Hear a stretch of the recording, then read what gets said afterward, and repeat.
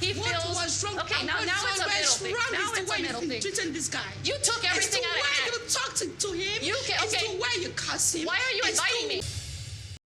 This word has been crazy. The Rayne scene got me all up in my feelings. Like, bro, oh my god, I was just like eating popcorn all the way through because like it was a lot of drama. Oh my god. It looks like Rayne has finally had enough. So she's leaving the house and she asks Chidi one more time, hey, are you still going to join me at this hotel? So Chidi says, you know, I want to prepare. She says, oh my God, that is such crap. This is embarrassing. Obviously, you don't have nothing to prepare for. I don't know exactly what you're trying to prepare for. So Chidi asks her basically like, hey, how is moving out of the house going to help our relationship?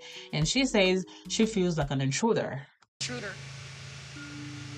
One, an intruder in your pants, and two, an intruder in the house. Okay? Here's what I feel about that whole intruder situation. You are the one feeling like an intruder because you've asked multiple times, knock, knock, knock, knock, is somebody there? Is somebody there because you want to have his cucumber? But the cucumber is not home or he's not feeling, you know, lenient to leave his cucumber away. So come on, calm down. Like, pipe it down, girl. Seriously. That she came cope with sisters, and then Victoria and Victoria's husband came into the room. They tried to de-escalate the situation, but obviously things just don't pan out the way they wanted to. I can't cope with sisters. I always felt deep down. There was a reason. You see now. You said you can't cope with sisters. While Sister Victoria is in the room with her husband, and then there goes when they start talking again. I don't know, she said something right here that didn't even make any sense to me, honestly. And at this point, Victoria's sister actually rolls her eyes or whatever and starts walking away, and Rayne was like, oh, you know, whatever, if you like, walk away, I'm still gonna say what I'm gonna say. And I think she started looking at Chidi and she was like, hey, listen, this is what I'm trying, and just watch this. When Earth first started, and yeah, roll your eyes. Good.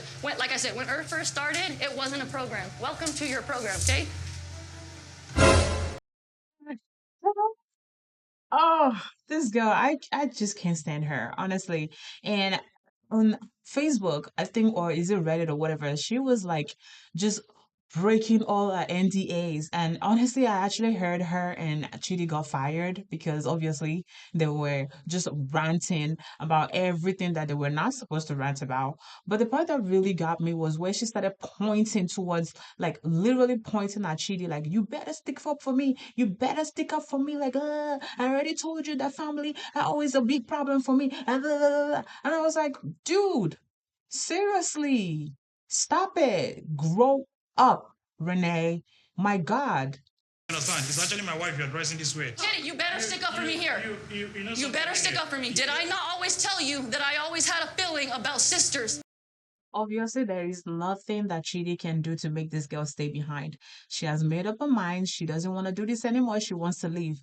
Chidi, listen and listen good. Let her walk away. Okay, let her take her house back to New Mexico. Let her go back home to her chickens, okay? Let her go back to her kids because I feel like she has a better chance of going back home, staying back in a freaking country and finding somebody that can pull up with this crap. No man, no African man, no man in general is gonna be able to handle this kind of nonsense. Okay, bye. Bye.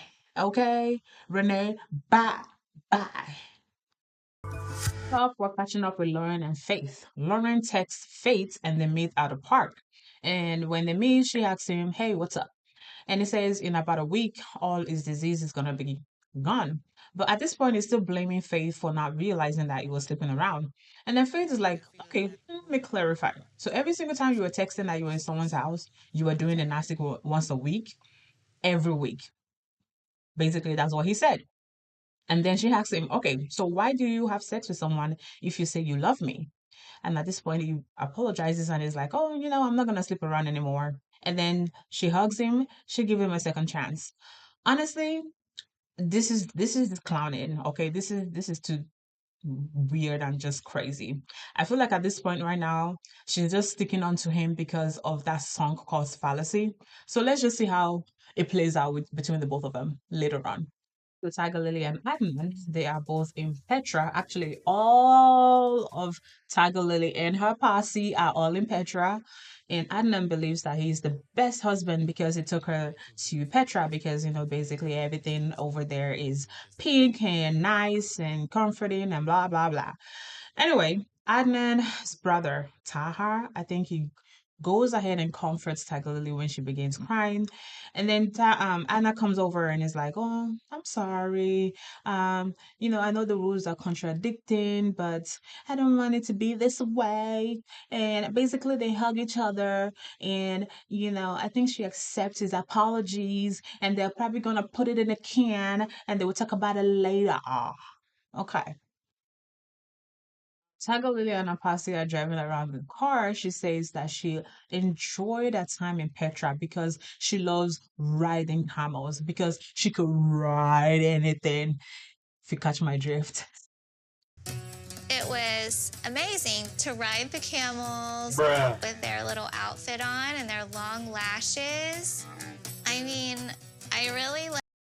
Jay is in the car. She is concerned about their future because right now they're still in the honeymoon phase. And so things might start to fizzle away the moment that Tagalili goes back to America and the truth starts to settle in. The dusk is all settled and everything is beginning to, I guess, explode right in their faces. And Adnan is like, "Ah, why are you guys trying to worry Tagalili right now?"